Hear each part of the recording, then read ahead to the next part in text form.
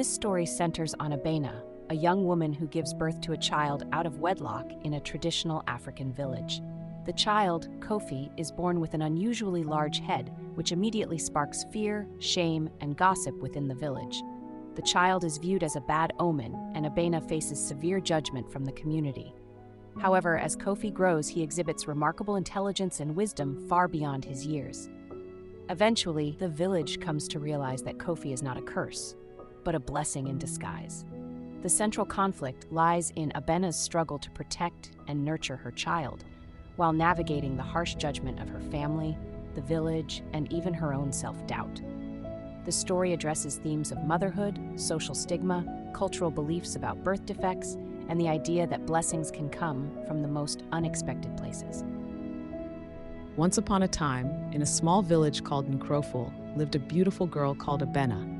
Abena had always been the pride of her village, known for her beauty, intelligence, and gentle spirit. She was the kind of woman mothers whispered to their daughters about, telling them, "If you grow up to be even half the woman Abena is, you'll be blessed." At 18, her future seemed bright, and many suitors came knocking at her family's door, hoping to marry her. But Abena's heart had already been claimed. Kwami, a tall, handsome young man from the neighboring village, had swept her off her feet. He was charming, full of big dreams, and promised her the world. It wasn't long before Abena fell deeply in love with him, believing they would spend the rest of their lives together. Their love was passionate and intense, and Abena gave her heart to Kwami completely, against the advice of her cautious mother, Nana Akua.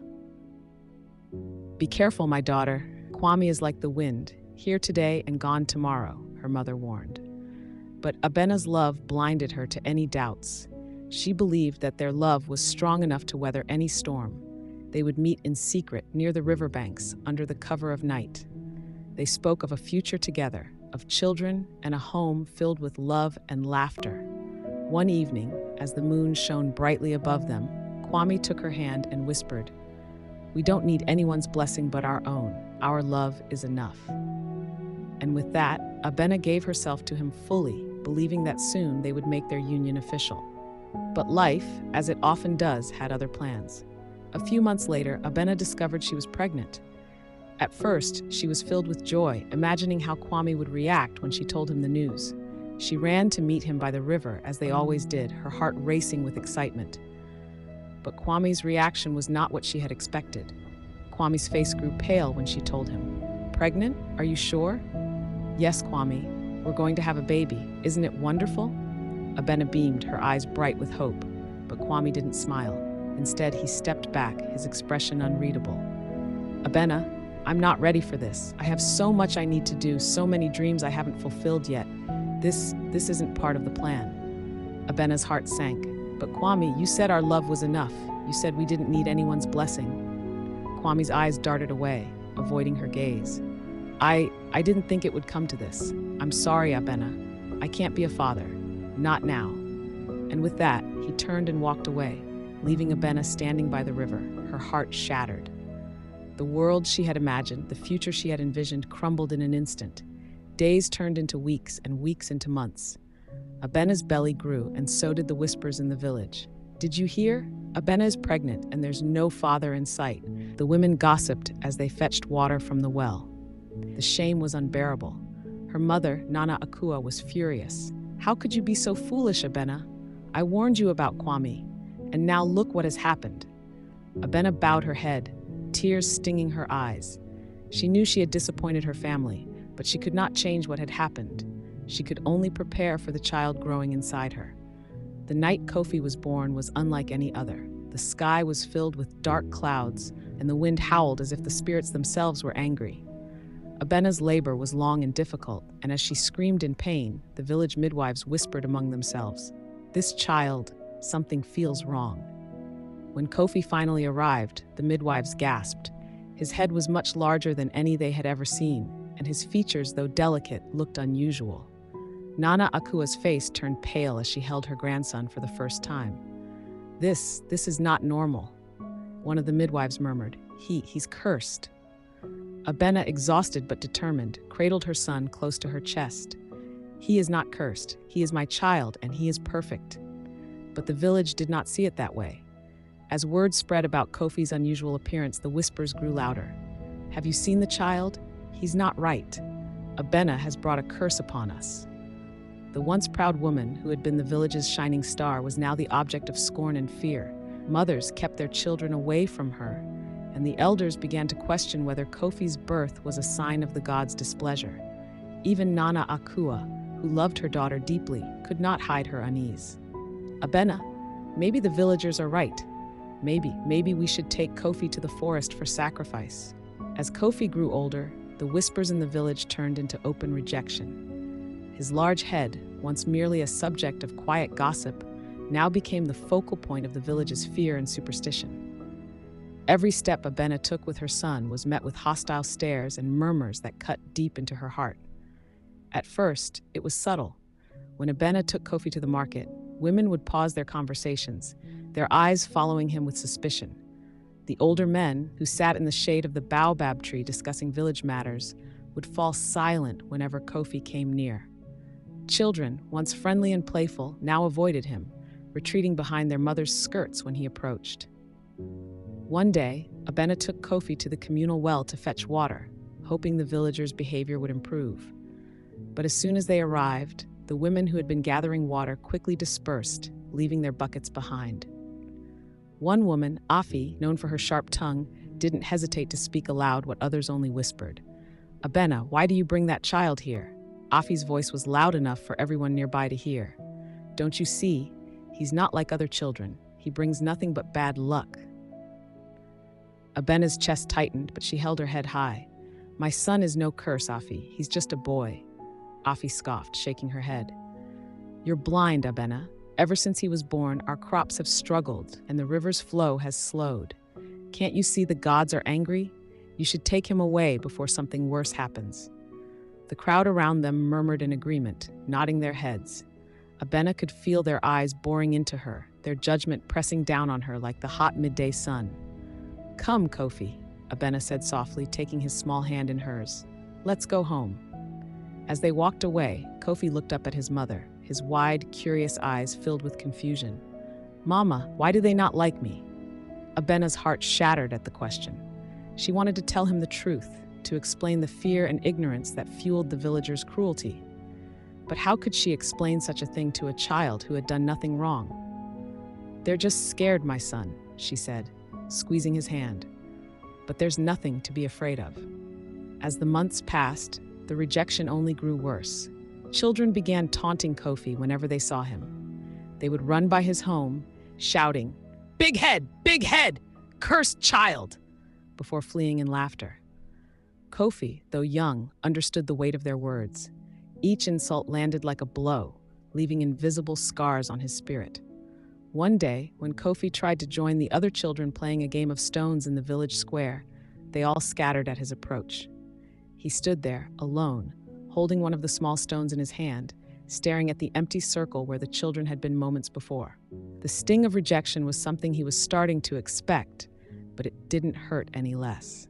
Abena watched from a distance, her heart aching for her son.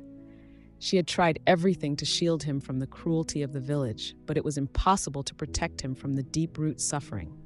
The gods have always watched over us, but now it seems they have turned their backs. We must ask ourselves why.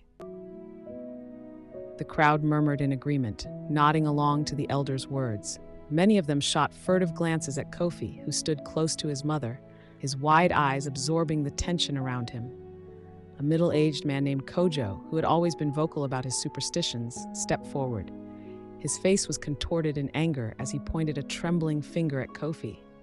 "It's him. Ever since that boy was born, things have gone wrong. The gods are punishing us for allowing him to live among us."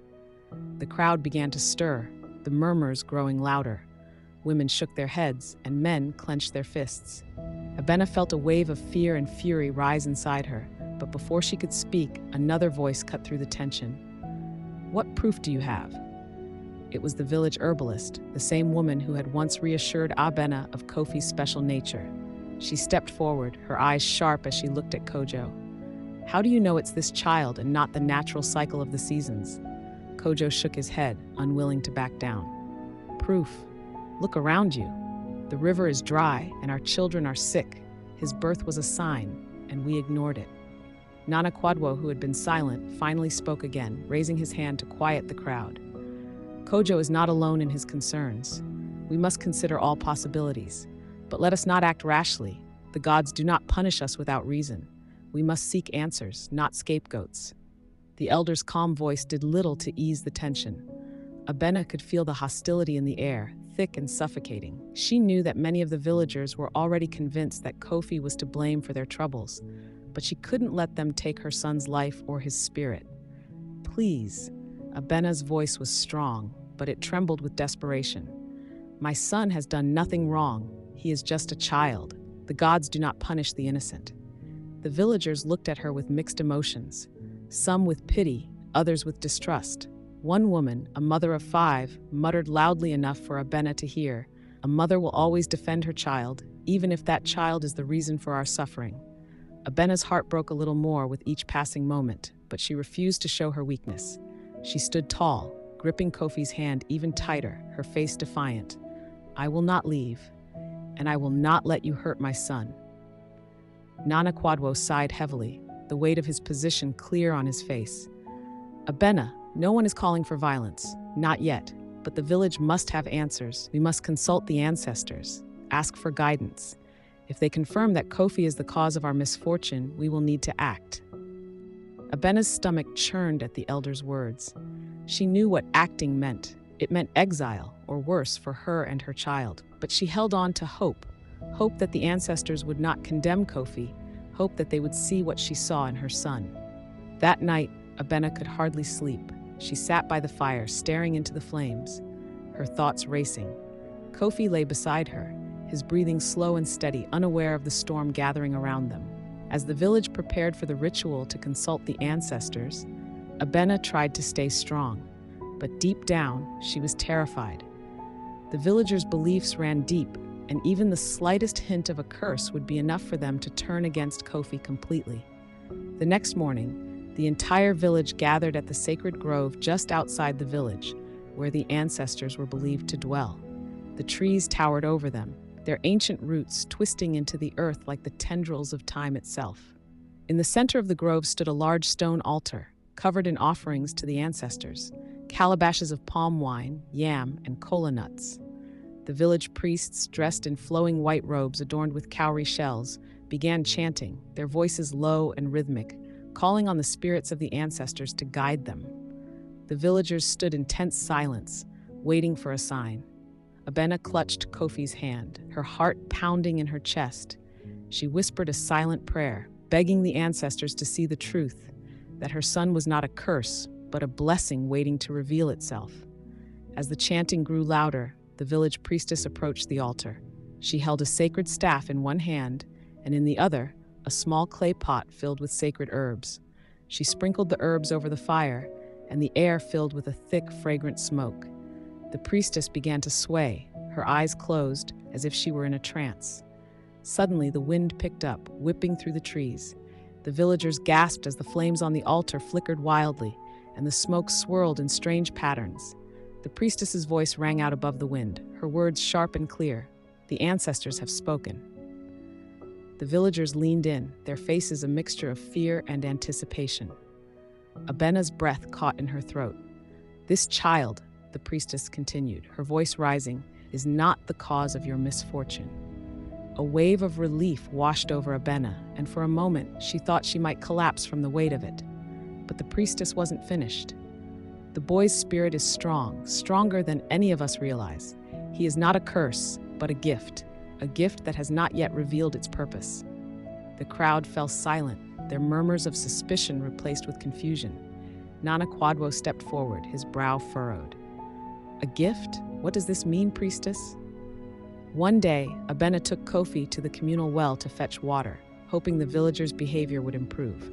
But as soon as they arrived, the women who had been gathering water quickly dispersed, leaving their buckets behind.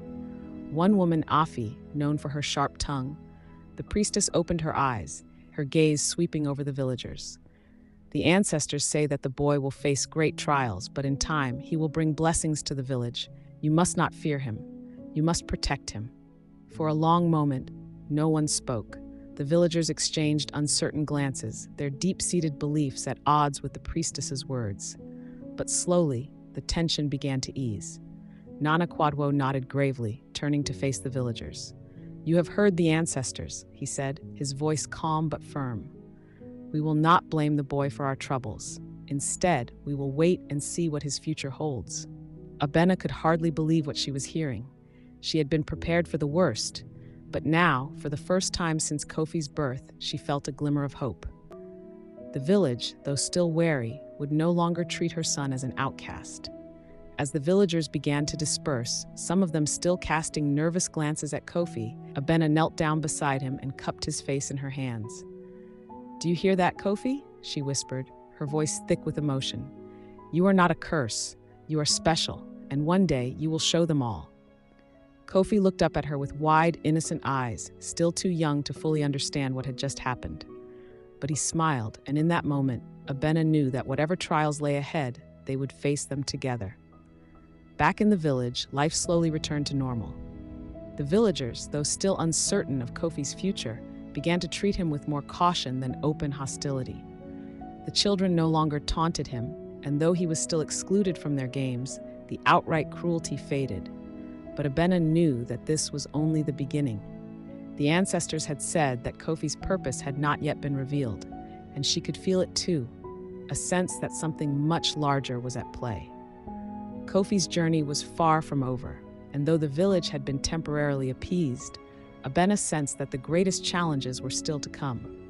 For now, though, Abena allowed herself to feel a small sense of victory. Her son, her beautiful, special child, had been spared the village's wrath. They were no longer alone in their fight. And as she watched Kofi play quietly in the shade of their small home, she whispered once more to herself, "He is a blessing, not a curse." But deep down, both Abena and Kofi knew that the day of his true revelation, the day when Kofi would have to prove his worth to the village, was drawing closer. As the years pass, Kofi's unique abilities begin to manifest, but they do not come without struggle. By the age of 5, while other children are still learning to form simple sentences, Kofi has already begun to display a profound grasp of language.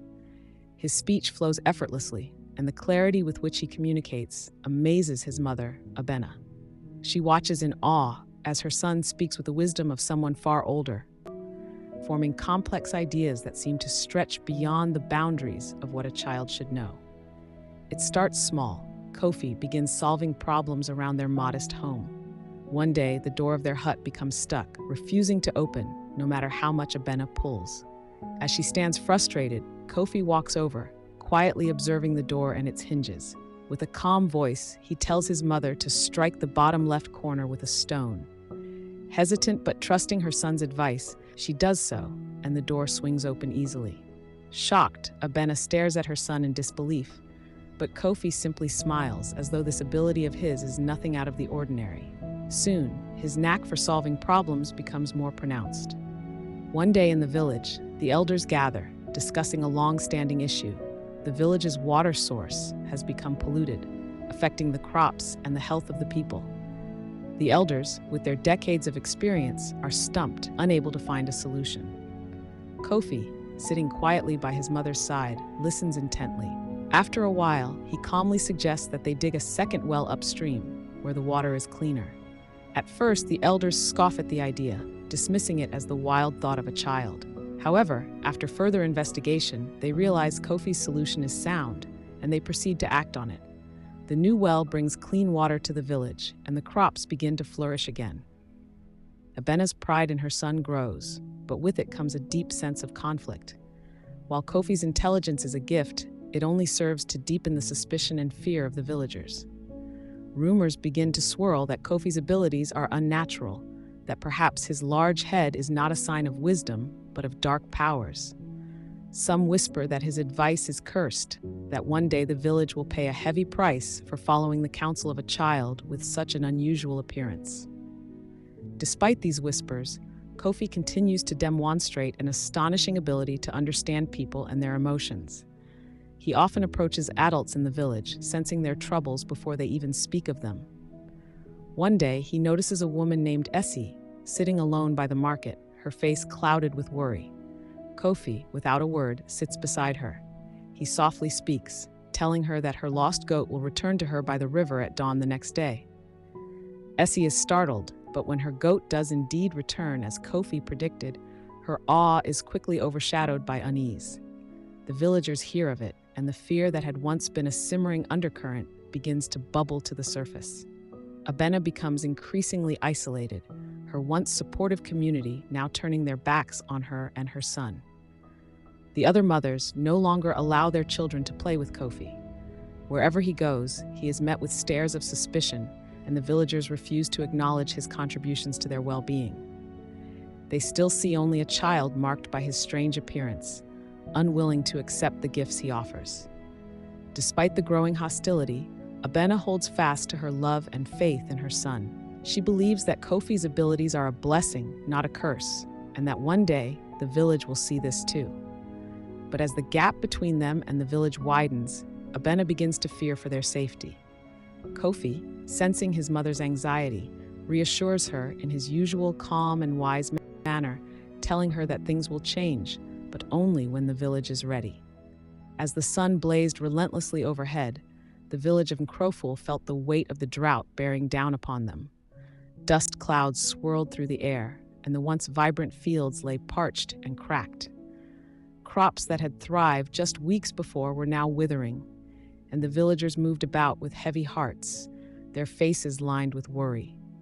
Efo Kojo, the village elder, gathered the community at the central square. His voice trembled with urgency as he addressed the growing unease. "The gods are displeased," he declared, his eyes narrowed at Kofi. "This drought is a punishment for allowing this boy, this outsider, to remain among us. We must rid ourselves of him to appease the spirits." The murmurs of agreement among the villagers echoed in the stillness, a chorus of fear and superstition. Abena's heart sank as she clutched Kofi's hand tightly. The thought of leaving the only home they had known filled her with despair. She looked around, seeing the faces of her friends twisted in anguish. "Please, Efo Kojo," she pleaded, her voice breaking. "Kofi is not the cause of our troubles. He is just a child, my child. We cannot sacrifice him for our fears." But the elders remained resolute. The sun sank lower, casting long shadows as Efo Kojo proclaimed, "It is settled. Abena, you must leave with Kofi. Only then can the village find peace and the rains return." Abena felt tears prick her eyes, but before she could respond, Kofi stepped forward, his small frame trembling with a mix of fear and determination. "Wait," he cried, silencing the crowd. "I can help. There's a hidden spring in the forest, a place only I know of. If we can find it, we can save our crops and bring back the water." The villagers looked at one another, skepticism etched on their faces. Efo Kojo shook his head. "A hidden spring? This is the talk of a child. How can we trust you?" But Kofi's resolve shone through. "I know the way. I've heard the whispers of the forest. If you allow me to lead the search, I can guide you there. We can bring back the water together."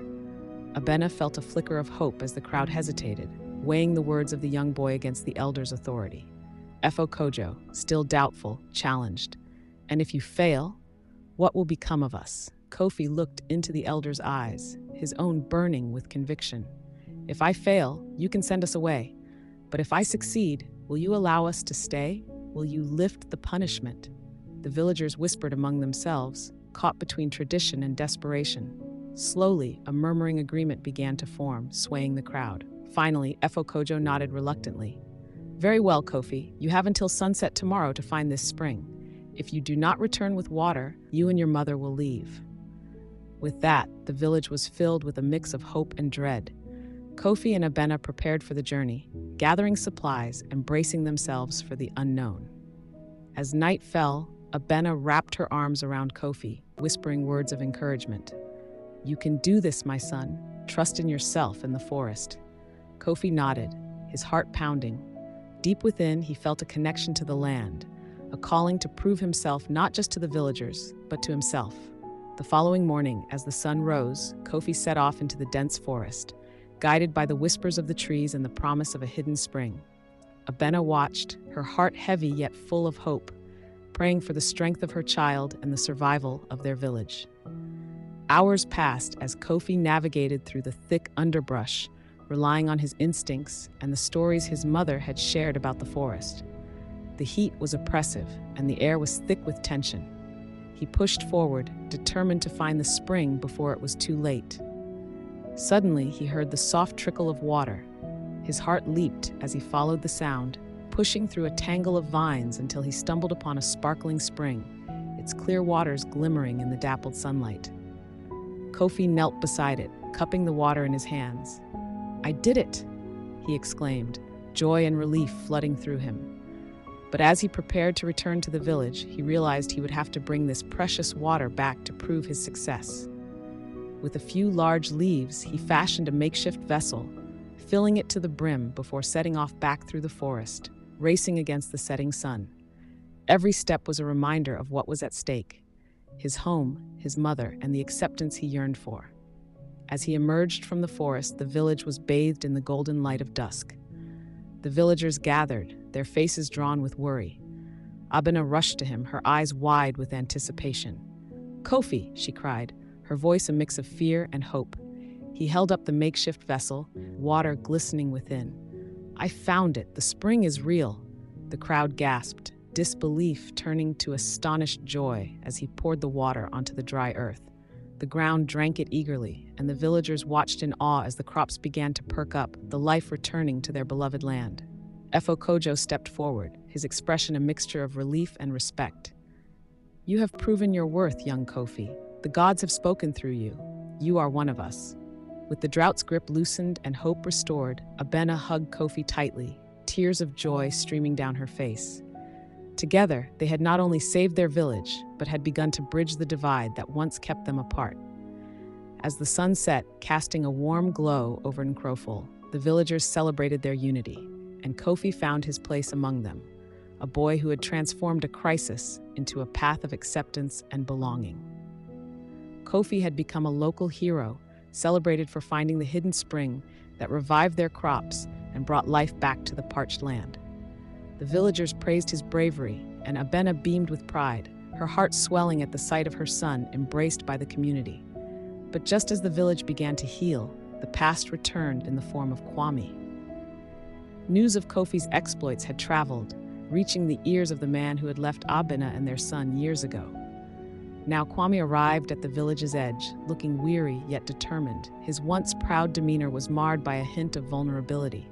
As he approached, whispers rippled through the crowd. Many villagers remembered the pain Kwami had caused.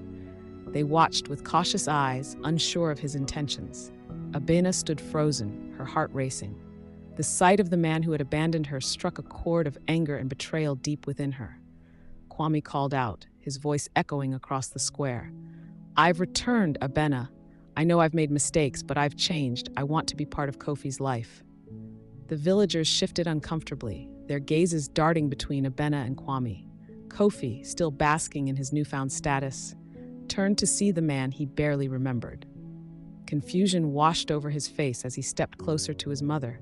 "Mother, who is he?" Kofi asked, uncertainty creeping into his voice.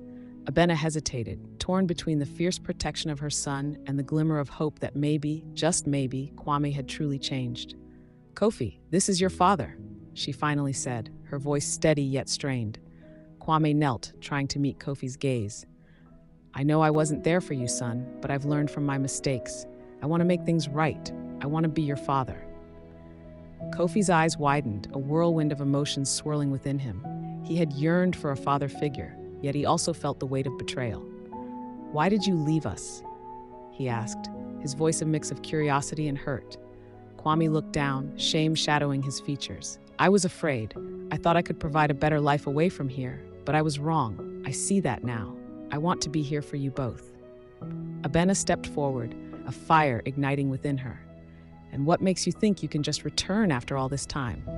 You left us when we needed you the most. What guarantees do we have that you won't abandon us again?" The villagers murmured, a mixture of support for Abena and sympathy for Kwame. Kojo, sensing the tension, intervened. "Let us not rush to judgment. Everyone deserves a chance to change, but we must also protect those who have been hurt." Kofi watched the exchange, torn between the man before him and the memories he had built with his mother. He looked at Abena, seeking guidance in her eyes. "What do you want, mother?" Abena's heart ached at the question. She knew Kofi deserved to know his father, but could she trust Kwami? "I want what's best for you, Kofi. You have shown such strength, and I fear what could happen if he leaves again." Kwami, sensing the depth of her conflict, stepped closer to Abena. "I understand your hesitation, but I promise you, I've changed. I want to make amends, not just for you, but for Kofi. Let me prove it." The village held its breath as Abena considered his words. Memories of the pain and loneliness flooded back: sleepless nights, the burden of raising Kofi alone, and the constant struggle to make ends meet. But beneath that pain lay the possibility of healing. "What do you suggest?" she finally asked, her voice steady yet soft. Kwami took a deep breath. "Allow me to stay for a while, to prove myself. Let me help with the village, to earn back your trust. I want to show Kofi that I can be the father he deserves." Kofi looked between his parents, his heart racing. "Can we try?" he asked, his voice hopeful yet cautious. "I want to know you, father, but I also want to protect my home." The villagers exchanged glances, sensing the weight of the moment. Efo Kojo stepped forward again. "This is a time of healing for all. If you wish to stay, Kwami, you must earn the trust of the villagers as well. It will not be easy, but it can be done." Kwami nodded, a flicker of determination igniting in his eyes. "I will do whatever it takes." As the sun began to set, casting a warm glow over Nkroful, Abena felt the tension ease slightly, though uncertainty still lingered in her heart. She was willing to give Kwami a chance, but she would be watchful, ready to protect her son at all costs. In the days that followed, Kwami immersed himself in the village. He helped with repairs, worked alongside the farmers, and shared stories of his travels. The villagers remained wary, but some began to see the sincerity in his efforts. Kofi watched his father with a mix of hope and caution, unsure of what to believe. But as they spent time together, a bond began to form. Kofi found himself laughing at Kwami's stories, feeling a connection he had longed for. Yet, in the quiet moments, Abena's eyes remained vigilant, always assessing Kwami's intentions. One evening, as they gathered for a village feast, Kofi spoke up. "I'm glad you're here, Father. I want us to be a family." The words hung in the air, a fragile bridge between them. Abena's heart softened, but her protective instincts flared. "Kofi, it's important to remember that trust takes time," she reminded him gently. Kwami nodded, his gaze earnest. "I understand, and I promise I won't take that trust for granted. I'm here to stay, and I will work hard to earn both of your hearts." As the stars twinkled overhead, Abena realized that the journey ahead would be fraught with challenges, but perhaps it was a journey worth taking.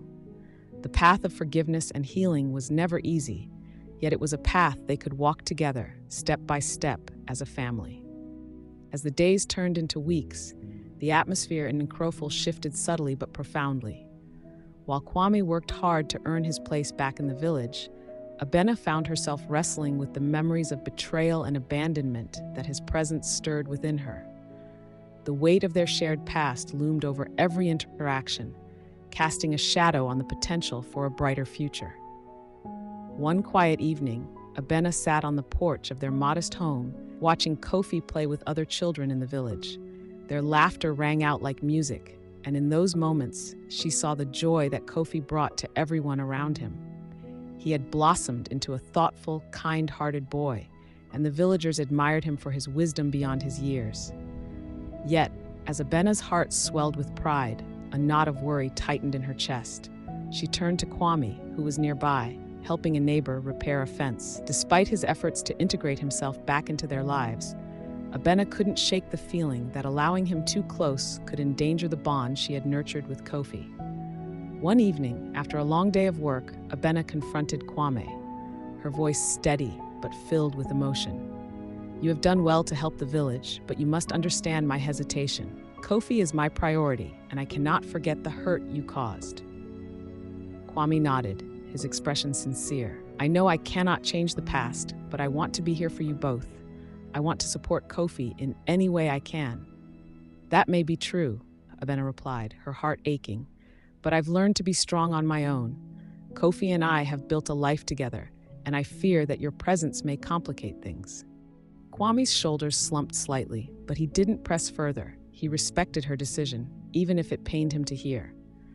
Abena watched as he returned to his tasks, his determination unwavering. Yet, despite his efforts, she felt her resolve hardening. Over the next few weeks, Kofi continued to shine, gaining respect among the villagers not just for his intelligence, but also for his compassion.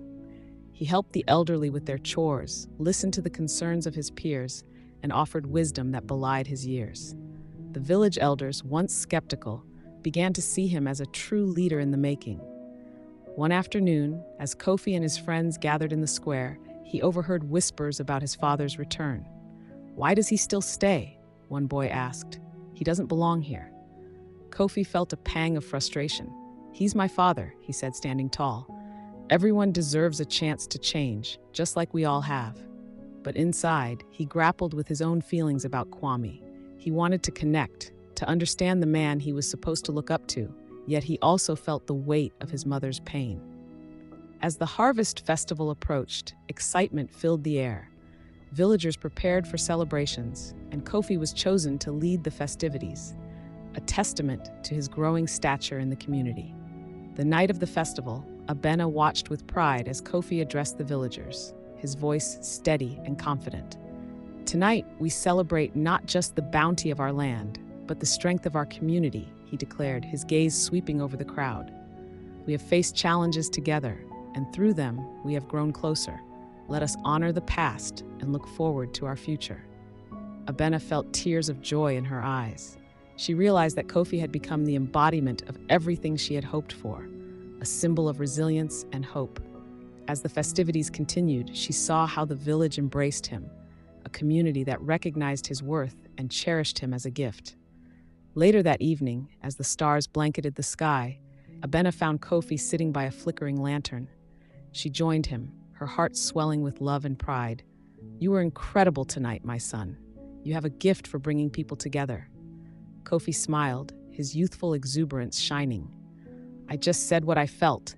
It's what you taught me, Mother. You showed me how to be strong and kind." Abena took a deep breath, knowing this was the moment to share her thoughts. "Kofi, I need you to understand something. While your father may be here, my love for you will always come first. I cannot forget the past, but I want you to have the freedom to explore your own relationship with him." Kofi nodded, absorbing her words. "I want to understand him too, but I also love you. You've always been there for me, and I don't want to hurt you." In that moment, Abena felt a profound sense of peace wash over her. She realized that her decision was not about shutting out Kwami, but about choosing to prioritize the bond she had forged with her son. She had faced the storms of their past and emerged stronger, ready to embrace a future filled with possibility. As the festival continued around them, Abena knew that Kofi would grow into a wise and respected figure in the community, one who could navigate the complexities of family and relationships with grace. And while Kwami may always be a part of their story, it was clear that Kofi was Abena's greatest blessing, a gift she would cherish for all her days. With the night sky as their backdrop, mother and son sat together, enveloped in love and understanding, ready to face whatever the future held, hand in hand.